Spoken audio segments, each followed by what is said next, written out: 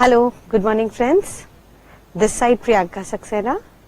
चलिए अब हम सब मिलके आज शुरू करेंगे ऑडिटिंग। सब मिलके पढ़ेंगे और समझेंगे auditing. A very simple subject, although उसमें टर्म्स जो है, लैंग्वेज जो है, कहीं कहीं टेक्निकल आ सकती हैं, but very easy to understand because ये हमारे डे टू डे लाइफ से कनेक्टेड है। यानी अगर आप पूरे लॉ का लॉजिक समझने की कोशिश करेंगे तो आप साथ साथ ही खुद ही लॉ इसका ड्राफ्ट कर लेंगे। आइएगा शुरू करते हैं ऑडिटिंग। ऑडिट का मतलब क्या होता है? ऑडिट एक लैटिन वर्ड है जिसका मतलब है टू एग्जामिन, कुछ एग्जामिन करना, चेक करना। और लैटिन वर्ड हम इंडिया में आज भी फॉलो करते हैं because Latin is the language in which law was invented for the first time. Law पहली बार लैटिन लैंग्वेज में बना था, तो लॉ में बहुत सारी लैटिन की कुछ ऐसी टर्म्स हैं जो world wide as it is follow की जाती है। जैसे एक टर्म है ऑडिट।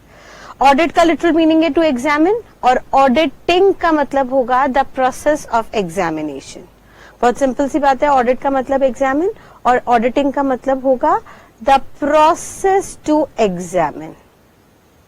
अब क्या एग्जामिन करना है, हमें इसके बारे में थोड़ा सा लॉजिक समझना है। आइएगा समझिए, एक कंपनी है। कंपनी क्या होती है?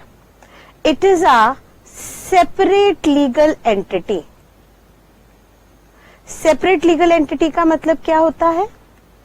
सर, इस कंपनी में जो पैसा होगा, जो फंडिंग होगी, वो शेयर होल्डर्स क्रिएट करेंगे, शेयर होल्डर्स कंट्रीब्यूट करेंगे, और उस पैसे की मैनेजमेंट की जिम्मेदारी होगी बोर्ड ऑफ डायरेक्टर्स की। शेयर होल्डर्स खुद डायरेक्टर्स अपॉइंट करेंगे, और जो डायरेक्टर्स शेयर होल्डर्स ने चुने हैं उन लोगों की जिम्मेदारी होगी कि वो पैसा जो शेयर होल्डर्स ने दिया है उसको मैनेज करें। हाउएवर, कंपनी एक सेपरेट लीगल एंटिटी होगी। इसका मतलब शेयर होल्डर्स रहे ना रहे, डायरेक्टर्स रहे ना रहे, company as a third artificial person exist करती रहेगी, हमेशा चलती रहेगी। It is a perpetual succession. आप लोगों ने बचपन से 11-12 से ये बातें पढ़ी होंगी। तो सर, शेयर होल्डर कंपनी के रहे ना रहे, डायरेक्टर्स रहे ना रहे, आए दिन बदलते रहे, बट कंपनी की एग्जिस्टेंस हमेशा चलती रहेगी अनलेस अंटिल उसे वाइंड अप करके डिसॉल्व ना किया जाए। ठीक है। अब इस सेपरेट लीगल एंटिटी में काम कैसे होता होगा, सोचिए।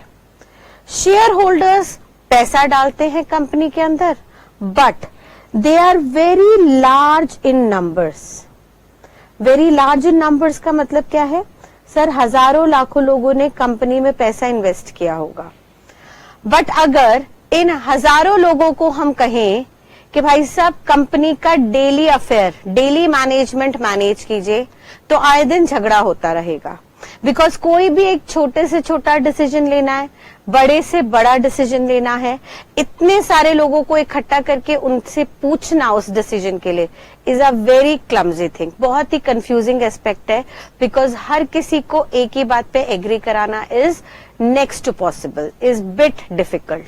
तो भाई साहब, 1000 शेयर होल्डर्स हैं, 1000 शेयर होल्डर्स से पूछा जाए कि कंपनी में हम डिसीजन मेकिंग के टाइम पे किसी एक्स पर्सन को एज एन एम्प्लॉय अपॉइंट करें या नहीं, तो उन 1000 लोगों से कंसेंट प्राप्त करना बहुत टाइम कंज्यूमिंग प्रोसेस है। तो सरकार कहती है, लॉ कहता है कि हम इन शेयर होल्डर्स को पावर देते हैं, वो खुद अपने में से या कुछ रिस्पेक्टिव केसेस में बाहर के बंदों को डायरेक्टर्स चुन सकते हैं। यानी शेयर होल्डर्स की जिम्मेदारी होगी कि वो डायरेक्टर्स को अपॉइंट करें इन जनरल मीटिंग, जो शेयर होल्डर्स की जनरल मीटिंग होगी कंपनी की, उसमें इन डायरेक्टर्स को अपॉइंट करें। और 2 से 3 से ज्यादा डायरेक्टर्स अपॉइंट किए जाएंगे according to companies act. Private company में मिनिमम 2 डायरेक्टर, पब्लिक कंपनी में मिनिमम 3 डायरेक्टर अपॉइंट होके आएंगे, और मिनिमम होंगे, इनसे ज्यादा आप और ज्यादा नंबरों पे भी डायरेक्टर्स को अपॉइंट कर सकते हैं depending upon the work in the company. अब मान लीजिए शेयर होल्डर्स ने 5 डायरेक्टर्स को चुना, लेकिन दिक्कत ये आती है कि वो पैसा जो शेयर होल्डर्स ने कंपनी में कंट्रीब्यूट किया, उस पैसे को जब डायरेक्टर्स साल भर में मैनेज करते हैं तो शेयर होल्डर्स जानना चाहते हैं कि उनके पैसे को डायरेक्टर्स ने कैसे मैनेज किया। यानी डायरेक्टर्स ने कितना पैसा कहां कहां खर्च किया, कहां कहां से रेवेन्यू क्रिएट किए, उस पैसे से कितने एसेट्स क्रिएट किए, और उन एसेट्स को क्रिएट करने के लिए कोई और लायबिलिटीज ली या नहीं। और ये सारी बातें शेयर होल्डर्स डायरेक्टर से जानना चाहते हैं। शेयर होल्डर्स डायरेक्टर से पूछते हैं, भाई साहब हमें हिसाब किताब दीजिए हमारे पैसों का, और डायरेक्टर्स शेयर होल्डर को रिपोर्ट करते हैं इन सारे खर्चों का इन फाइनेंशियल अकाउंट्स। हर साल फाइनेंशियल अकाउंट्स क्रिएट किए जाते हैं जिसमें प्रॉफिट एंड लॉस अकाउंट बनाता है कंपनी यानी डायरेक्टर्स। उसमें वो अपने इनकम एंड एक्सपेंसेस बताता है कि जो भी खर्चे हुए वो सही हुए या नहीं। फिर बैलेंस शीट बनाता है जिसमें वो अपने एसेट्स और लायबिलिटीज बताता है कि आपके पैसों से हमने कितने एसेट्स क्रिएट किए और कितनी लायबिलिटीज खड़ी हुई। और time to time notes to accounts दिए जाते हैं, कुछ कंटिंजेंट लायबिलिटीज, कंटिंजेंट एसेट्स के, along with cash flow statements and all. अब board of directors share holders को रिपोर्ट करता है अंडर फाइनेंशियल अकाउंट्स, और शेयर होल्डर्स के हाथों में जो कागजात आते हैं फाइनेंशियल अकाउंट्स के, P&L बैलेंस शीट के, वो ये जानना चाहता है कि इन अकाउंट्स में डायरेक्टर्स ने एक एक खर्चा, एक एक रेवेन्यू का आइटम सही लिखा है या नहीं। तो कंपनीज एक्ट कहता है कि सर शेयर होल्डर्स को जानना है कि ये फाइनेंशियल अकाउंट्स में जितने भी खर्चे हैं वो ट्रू एंड फेयर हैं या नहीं, करेक्ट हैं या नहीं। इसके लिए हम शेयर होल्डर्स को पावर देते हैं कि एक थर्ड इंडिपेंडेंट पर्सन चुन के लाए। थर्ड इंडिपेंडेंट का मतलब क्या होता है? एक ऐसा बंदा चुन के लाए जिसका ना तो कंपनी से लेना देना हो, ना कंपनी से कहीं कनेक्टेड हो, ना डायरेक्टर से कनेक्टेड हो, और ना ही शेयर होल्डर से कनेक्टेड हो। यानी ये बिल्कुल एक इंडिपेंडेंट पर्सन होना चाहिए जिसका डिसीजन मेकिंग थॉरोली अनबायस्ड हो, जिसके डिसीजन पे किसी का दबाव ना आए। ये एक तीसरा ऐसा इंडिपेंडेंट पर्सन होना चाहिए जिसका डायरेक्टर से कोई रिलेशन, कोई कनेक्शन नहीं होना चाहिए, जिसका कंपनी से कोई रिलेशन और कोई कनेक्शन नहीं होना चाहिए, सो दैट जब उस पर्सन को हम भेजेंगे फाइनेंशियल अकाउंट्स को एग्जामिन करने के लिए तो उसका फैसले में कोई पार्शियलिटी ना आए। ठीक है, अब ये जो थर्ड पर्सन को भेजा जाएगा इन फाइनेंशियल अकाउंट्स को एग्जामिन करने के लिए, उस प्रोसेस को हम नाम देंगे ऑडिट। उस प्रोसेस को हम क्या नाम देंगे? ऑडिट। और वो पर्सन जिसको एज एन ऑडिट करने के लिए भेजा गया, उस पर्सन को हम बुलाएंगे ऑडिटर। वो थर्ड इंडिपेंडेंट पर्सन जिसको किताबों को एग्जामिन करने के लिए भेजा जा रहा है, उसको हम ऑडिटर बुलाएंगे, और जब वो किताबों को एग्जामिन करेगा तो उस प्रोसेस को हम ऑडिट या ऑडिटिंग कहेंगे। और क्योंकि ये ऑडिट होना कंपनीज एक्ट में कंपलसरी है, कंपनीज एक्ट कहता है ये एग्जामिनेशन होना कंपलसरी है, सो दैट डायरेक्टर्स अपनी मनमर्जी ना चलाएं। डायरेक्टर्स जो भी शेयर होल्डर्स का पैसा मैनेज कर रहे हैं उसका true and correct picture books के अंदर, फाइनेंशियल अकाउंट्स के अंदर शो करें। इसके लिए कंपनीज एक्ट ने इस ऑडिटर को अपॉइंट करना कंपलसरी कर दिया। देयरफॉर इस ऑडिटर को हम स्टैट्यूटरी ऑडिटर का नाम भी देंगे। स्टैट्यूटरी ऑडिटर का मतलब क्या होता है? Anyone who is compulsory under law. कोई भी बंदा जो लॉ के अंदर कंपल्सरी है उसे स्टैट्यूटरी ऑडिटर बोला जाता है, और ये ऑडिट को हम नाम देंगे statutory audit because it is compulsory under companies act. Clear है बेटा? अब भाई साहब आपको एक ऐसे बंदे से ऑडिट करवाना है, एग्जामिनेशन करवाना है जो सही फैसला ले सके, शेयर होल्डर्स के हित में फैसला ले सके। तो लॉ मेकर कहता है आप उस पर्सन से एग्जामिनेशन करवाइए जो खुद फाइनेंशियल अकाउंट्स के अंदर एक्सपर्ट हो, और इंडिया में ये एक्सपर्टीज दी गई है चार्टर्ड अकाउंटेंट्स को। अब ये चार्टर्ड अकाउंटेंट्स कौन होते हैं? वो कहता है सर चार्टर्ड अकाउंटेंट्स एक्ट 1949 के तहत जिन किसी ने भी डिग्री ली है, यानी फाइनल एग्जाम्स क्लियर करने के बाद, अपनी ट्रेनिंग कंप्लीट करने के बाद मेंबर बन गए हैं इंस्टीट्यूट के, हमारा मानना है वो अकाउंट्स के अंदर एक्सपर्ट है। उन्हें पता है कि फाइनेंशियल अकाउंट्स कैसे बनाए जाते हैं, उन्हें पता है कि अकाउंट्स बनाने में क्या क्या स्टैंडर्ड्स फॉलो होते हैं, फिर वो चाहे स्टैंडर्ड्स अकाउंटेंसी के हों या वो स्टैंडर्ड्स ऑडिटिंग के हों, इन सब की डिटेल नॉलेज एक चार्टर्ड अकाउंटेंट को गेन होती है। भाई हमारे इंस्टीट्यूट ने ऐसा करिकुलम बना रखा है जिसके तहत सीए के स्टूडेंट्स को ये सारी expertise knowledge from the beginning दी जाती है, और अगर बच्चे ने डिग्री कंप्लीट कर ली है तो हमारा एजम्पशन होता है कि ही और she must be an expert in this subject. अब कोई भी स्टूडेंट सीए की डिग्री कंप्लीट करता है तो उसके पास इंडस्ट्री में दो ऑप्शन आते हैं। पहला ऑप्शन, या तो वो किसी के अंदर जॉब कंडक्ट करे, किसी के कंट्रोल सुपरविजन के तहत उस ऑर्गेनाइजेशन का, उस फर्म का, उस कंपनी का एम्प्लॉय बन जाए, या वो खुद की प्रैक्टिस शुरू कर सकता है। यानी इंस्टीट्यूट की सारी फॉर्मेलिटीज पूरी करने के बाद उसके पास ऑप्शन होता है कि वो सर्टिफिकेट ऑफ प्रैक्टिस ऑब्टेन करे। वो इंस्टीट्यूट से एक सर्टिफिकेट ले सकता है कि सर मुझे प्रैक्टिस करनी है खुद की, और institute after meeting some compliances COP यानी सर्टिफिकेट ऑफ प्रैक्टिस उस चार्टर्ड अकाउंटेंट को इश्यू कर देती है। अब लॉ मेकर कहता है कि कोई भी चार्टर्ड अकाउंटेंट जिसके पास सीओपी है, हमारा मानना है वो थॉरोली इंडिपेंडेंट होगा, यानी वो क्योंकि किसी के जॉब के अंदर नहीं आ रहा, किसी के एम्प्लॉयमेंट के अंडर नहीं आ रहा, किसी के एम्प्लॉय नहीं है, किसी के कंट्रोल सुपरविजन के अंदर नहीं है, प्लस वो कंपनी और डायरेक्टर्स से भी कनेक्टेड नहीं है, तो बिल्कुल इंडिपेंडेंट पर्सन है। जब शेयर होल्डर्स उसे अपॉइंट करके भेजेंगे कि आप जाके बुक्स फाइनेंशियल अकाउंट्स की ट्रू एंड करेक्टनेस देखिए, ट्रू एंड फेयरनेस देखिए, तो ऑटोमेटिकली वो एक अनबाइस्ड डिसीजन दे सकेगा। और क्योंकि स्टैट्यूटरी ऑडिटर को फाइनली बुक्स एग्जामिन करने की पावर दी गई है, तो लॉ मेकर कहता है कि अब उसकी जिम्मेदारी होगी कि ऑडिट करने के बाद वो शेयर होल्डर्स को, जिन्होंने उसे अपॉइंट किया है, उसको रिपोर्ट करे रिगार्डिंग द फाइनेंशियल अकाउंट्स, के फाइनेंशियल अकाउंट्स में जो भी एक्सपेंडिचर, इनकम, एसेट्स और लायबिलिटीज हैं वो बिल्कुल ट्रू एंड फेयर हैं या नहीं, बिल्कुल करेक्ट है या नहीं, इसके बारे में रिपोर्ट बना के दे टू दी शेयर होल्डर्स, और इस रिपोर्ट को अब से हम नाम देंगे ऑडिट रिपोर्ट। क्लियर हो रहा है बेटा ऑडिट की पूरा कंसेप्ट? तो ऑडिट का मतलब क्या होता है? एग्जामिन करना। अब यहाँ पे हम क्या एग्जामिनेशन करा रहे हैं? आज हम कंपनी ऑडिट से शुरू कर रहे हैं। तो हमने देखा एक कंपनी है which is a separate legal entity independent from its share holders and board of directors.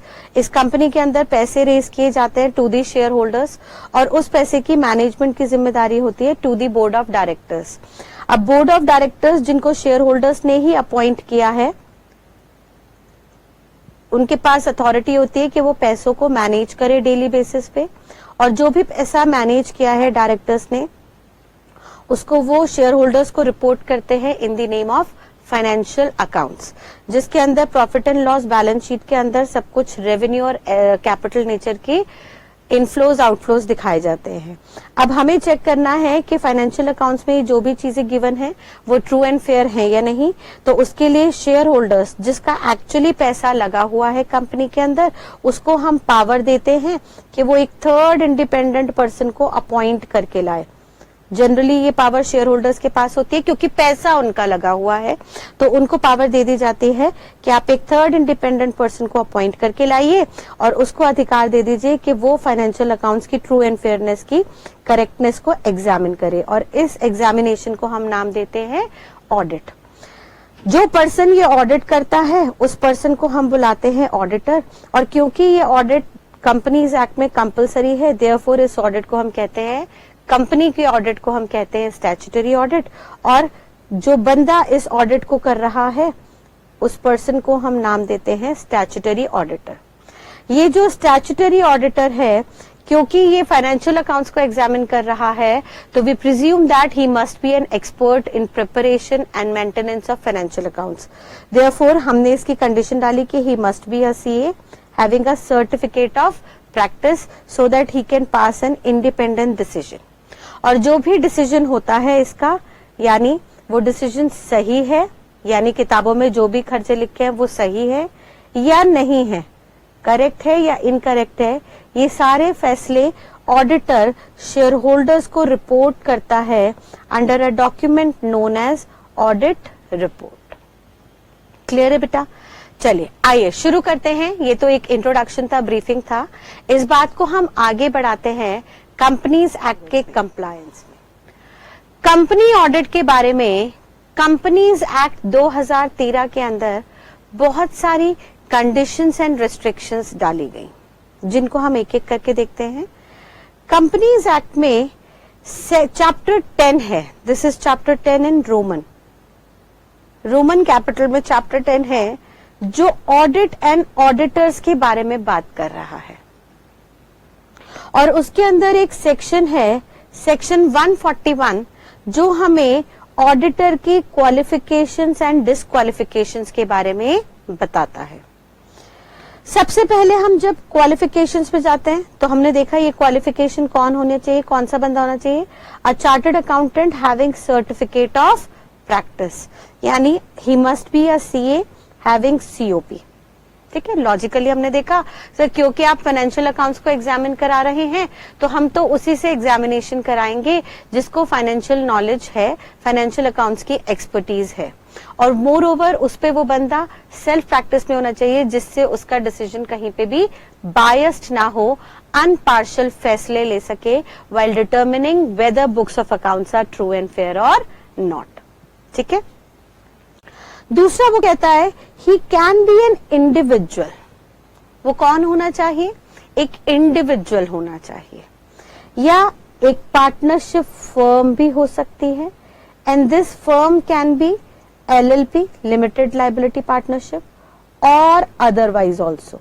यानी अगर कोई फर्म इंडियन पार्टनरशिप एक्ट के तहत रजिस्टर्ड है या रजिस्टर्ड नहीं भी है, बट वहां पे 2 या 2 से ज्यादा पार्टनर मिलके काम कर रहे हैं, या कोई लिमिटेड लाइबिलिटी पार्टनरशिप है which is a separate legal entity again, because उसका रजिस्ट्रेशन होना जरूरी है, तो वो दोनों भी आपका ऑडिट कर सकते हैं, बशर्ते majority of its partner must be a CA having certificate of practice. वो क्या कहना चाह रहा है सर? मेजॉरिटी का मतलब क्या होता है? More than 50%। यहाँ पे बदलाव आया, पहले वो कहता था हम उसी फर्म से ऑडिट कराएंगे जहां पे सारे के सारे पार्टनर्स सीए हों, बट कंपनीज एक्ट 2013 ने अमेंड किया और उन्होंने कहा कि कोई भी फर्म हो, चाहे वो नॉर्मल पार्टनरशिप फर्म हो जहां पे हर पार्टनर की अनलिमिटेड लाइबिलिटी है, या वो लिमिटेड लाइबिलिटी पार्टनरशिप हो जहां पे हर पार्टनर की अनलिमिटेड लाइबिलिटी तो नहीं है but subject to certain conditions वो लाइबिलिटी लिमिट हो जाती है, तो वो दोनों ही फर्म्स आपका ऑडिट कर सकती हैं, बशर्ते उस फर्म के अंदर कम से कम 50% से ज्यादा जो पार्टनर्स हैं वो चार्टर्ड अकाउंटेंट होने चाहिए और उनके पास सर्टिफिकेट ऑफ प्रैक्टिस होना चाहिए फॉर प्रैक्टिसिंग इन इंडिया। ठीक है, वो इंडिया में प्रैक्टिस कर सके। आगे वो क्या कह रहा है? only a CA partner shall be authorized to act or sign on behalf of the firm. तो अब मान लीजिए एक फर्म है जिसमें 3 पार्टनर्स हैं A, B और C, जिसमें से A, B या लेट्स से एक और पार्टनर आ जाता है D, जिसमें से A और B जो हैं वो CA और COP रखते हैं। CA जो C है पार्टनर वो भी CA और COP रखता है, लेकिन D पार्टनर खाली CA है, उसके पास सर्टिफिकेट ऑफ प्रैक्टिस नहीं है, तो भी ये फर्म क्वालिफाइड है, ऑडिट कर सकती है। बट इसमें जो ऑडिट करेंगे और जो ऑडिट रिपोर्ट को साइन करेंगे वो कौन से 3 पार्टनर हो सकते हैं, A, B या C।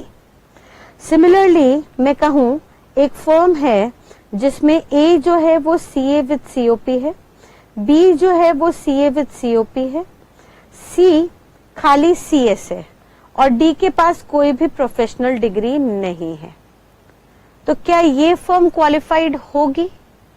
चेक करके देख लीजिएगा। इन्होंने कहा सर 4 में से 2 पार्टनर्स के पास CA प्लस COP है, यानी 50% जो है हमारे पास, मेजॉरिटी रूल अगर हम लगाएं तो they are CA with having certificate of practice. They are eligible to conduct audit of this firm. However, उसमें audit सिर्फ CA and A और B करेंगे।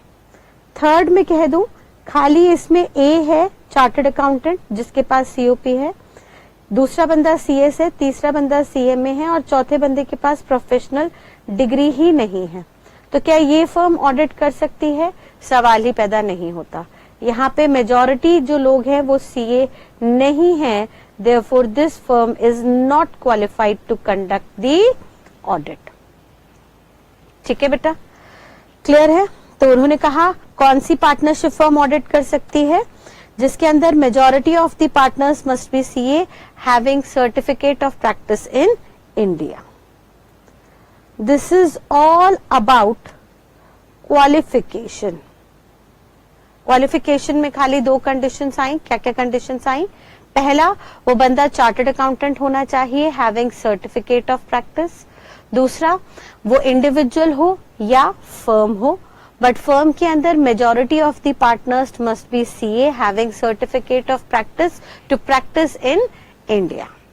एंड जो भी पार्टनर्स हैं जो CA और COP दोनों रखते हैं, सिर्फ वही पार्टनर्स ऑडिट का एक्ट कर सकते हैं और फाइनली उन्हें जो ऑडिट रिपोर्ट बना के देनी है उसमें साइनिंग अथॉरिटी भी सिर्फ और सिर्फ वही पार्टनर्स रहेंगे। ठीक है बेटा, चलिए नेक्स्टली सेक्शन 141 का सबसेक्शन 3 आया जो बात कर रहा है डिस्क्वालिफिकेशन की।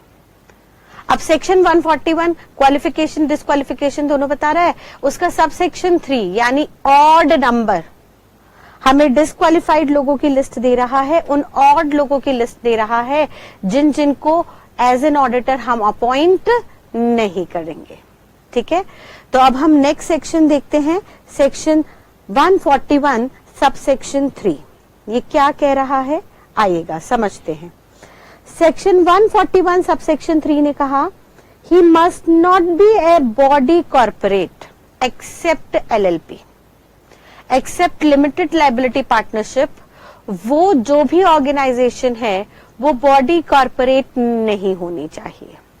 अब ये बॉडी कॉर्पोरेट का मतलब क्या होता है बेटा, ध्यान से सुनिएगा। बॉडी कॉर्पोरेट का लिटरल मीनिंग होता है एनी सेपरेट लीगल एंटिटी, कोई भी ऐसी ऑर्गेनाइजेशन जिसकी लॉ की निगाह में सेपरेट अस्तित्व है, जैसे company, trust, cooperative society, etcetera etcetera etcetera. इसमें LLP भी आती है, बट ऑडिटर के लिए LLP को यहां से डिस्क्वालिफिकेशन से हटा दिया गया। LLP को डिस्क्वालिफिकेशन से हटा दिया, इसका मतलब क्या है, LLP shall be qualified to be appointed as the statutory auditor of the company.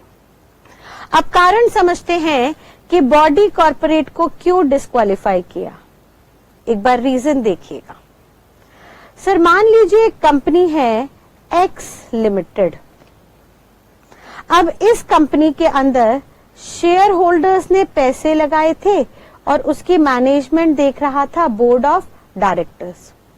और ऐसे में एक दूसरी कंपनी है वाई लिमिटेड जिसमें मेंबर्स हैं chartered accountants having certificate of practice. यानी वाई लिमिटेड जो एक कंपनी है उसके मेंबर्स क्वालिफिकेशन की कंडीशन सेटिस्फाई कर रहे हैं। सारे मेंबर्स, मेजॉरिटी मेंबर्स सीए भी हैं और उनके पास सर्टिफिकेट ऑफ प्रैक्टिस भी है। अब वाई लिमिटेड को अगर हम as an statutory auditor appoint करते हैं और वाई को कहते हैं आप स्टैट्यूटरी ऑडिट कीजिए, तो क्या प्रॉब्लम है? क्यों नहीं उन्हें क्वालिफाई किया जा रहा? समझते हैं। सर आपने कंपनीज एक्ट में पढ़ा होगा कि जब भी किसी कंपनी के मेंबर्स जुड़ते हैं तो जनरली मेंबर्स की लायबिलिटी लिमिटेड होती है। लिमिटेड लायबिलिटी का मतलब क्या होता है? लिमिटेड लायबिलिटी का मतलब क्या है कि कल को अगर ये कंपनी कुछ फ्रॉड करती है, कुछ लॉस इनकर करती है, तो मेंबर्स कंपनी के प्रति एक स्पेसिफाइड अमाउंट तक ही लिमिटेडली लायबल होंगे। उसके अलावा ये मेंबर्स किसी और चीज के लिए लायबल नहीं होंगे। मान लीजिए मेंबर्स की लायबिलिटी है 10 लाख रुपए की, ठीक है, let's say for example liability है 10 लाख रुपए की, और वाई लिमिटेड जब ऑडिट करती है तो इस ऑडिट के दौरान फ्रॉड होता है 50 करोड़ का। अब ये फ्रॉड खुला और कंपनी यानी कंपनी के शेयर होल्डर्स वाई लिमिटेड के पास पहुंचे इस फ्रॉड का कंपनसेट कराने के लिए। यानी शेयर होल्डर्स ने कहा वाई लिमिटेड को कि सर आपने इस फ्रॉड में हेल्प किया, मैनेजमेंट तो फ्रॉड कर ही रही थी, आपने उस पे और स्टैंपिंग कर दी, अप्रूवल दे दिया कि हाँ भाई जो हो रहा है वो सही हो रहा है। इसका मतलब आप दोनों ने मिली भगत की। भाई डायरेक्टर ने गड़बड़ की, आपने कहा नहीं नहीं सब कुछ सही है, डायरेक्टर्स कुछ गलत नहीं कर रहा। बाद में डिटेल में एग्जामिनेशन करवाने के बाद हमें पता लगा नहीं सर गड़बड़ तो हुई है, और उस गड़बड़ में वो भी डायरेक्टर्स भी जुड़े हैं और आप भी जुड़े हैं। अब आपने जितने की गड़बड़ की, आपने शेयर होल्डर्स के जितने पैसे का मैनिपुलेशन किया, फ्रॉड किया, इसके लिए आप दोनों पार्टी जिम्मेदार हो। डायरेक्टर्स भी जिम्मेदार हैं और ऑडिटर भी जिम्मेदार है। बट बताइए वाई लिमिटेड जिसका पेड अप कैपिटल ही 5 लाख रुपए का है और उसमें उसके मेंबर्स की लायबिलिटी 10 लाख रुपए है, क्या वो कभी भी इस फ्रॉड के अमाउंट को कंपनसेट कर पाएगा? मान लो 50 करोड़ में से 25 करोड़ शेयर होल्डर्स को लौटाने हैं मैनेजमेंट ने और 25 करोड़ लौटाने हैं स्टैट्यूटरी ऑडिटर ने, तो क्या statutory auditor being a Y limited separate legal entity share holders को, कंपनी को 25 करोड़ कभी भी दे पाएगा? पॉसिबल ही नहीं है।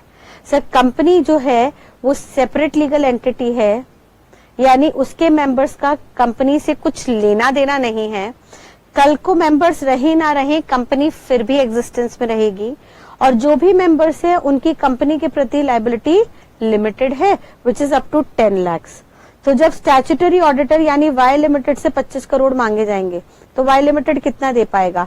सर 5 लाख जो उसका पेड अप कैपिटल है प्लस 10 लाख जो वो शेयर होल्डर्स मेंबर से ले सकता है, यानी मैक्सिमम वो 15 लाख की ही लायबिलिटी पूरी कर पाएगा, बाकी पैसा वो किसी हालत में नहीं दे सकता।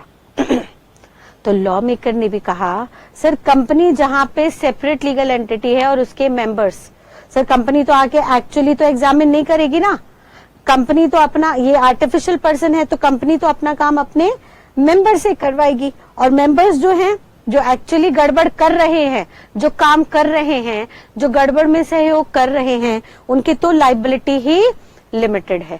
तो ऐसी सिचुएशन में लॉ मेकर ने कहा कि अब हम इस कंपनी के द्वारा दूसरी कंपनी का ऑडिट किसी भी हालत में नहीं करेंगे। क्लियर है बेटा? चलिए